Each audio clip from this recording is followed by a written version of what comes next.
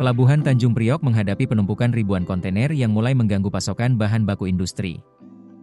Menteri Keuangan Purbaya Yudi Sadewa turun langsung ke lapangan dan memerintahkan Bea Cukai bekerja 24 jam penuh untuk mengurai kemacetan logistik tersebut.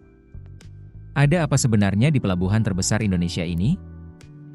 Pemerintah bergerak cepat merespons penumpukan kontainer yang terjadi di Pelabuhan Tanjung Priok, Jakarta. Menteri Keuangan Purbaya Yudi Sadewa mengungkapkan bahwa sekitar 3.000 kontainer sempat menumpuk di pelabuhan tersebut, menyebabkan peningkatan dwelling time dan mulai mengganggu pasokan bahan baku yang dibutuhkan dunia usaha.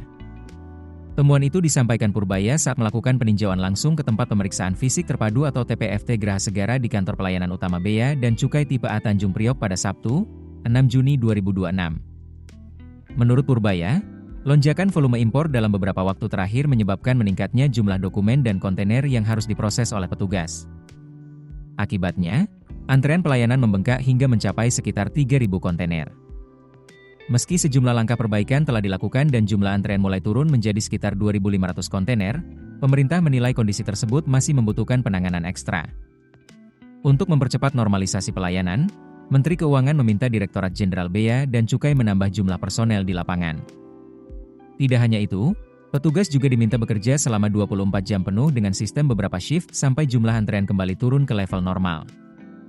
Target pemerintah adalah menurunkan jumlah antrean hingga mendekati 500 kontainer. Selain persoalan kapasitas pelayanan, pemerintah juga menemukan faktor lain yang memperparah kepadatan di pelabuhan.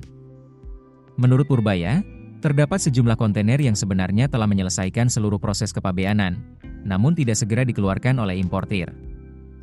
Akibatnya, barang-barang tersebut tetap berada di area pelabuhan selama berbulan-bulan dan mengurangi kapasitas penyimpanan yang tersedia.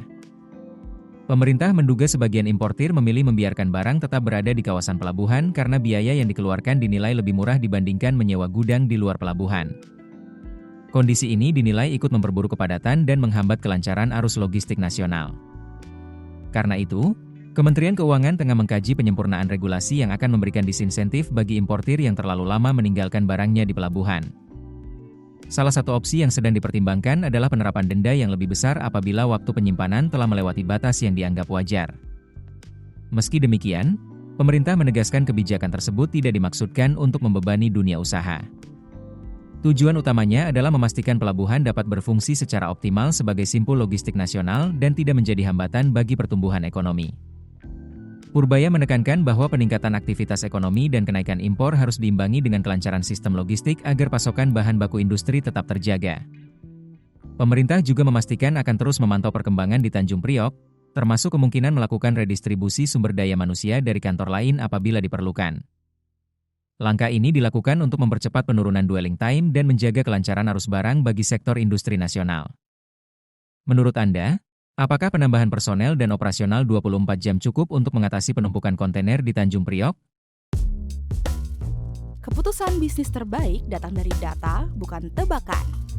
Mudah berlangganan Business Insight dengan subscribe with Google.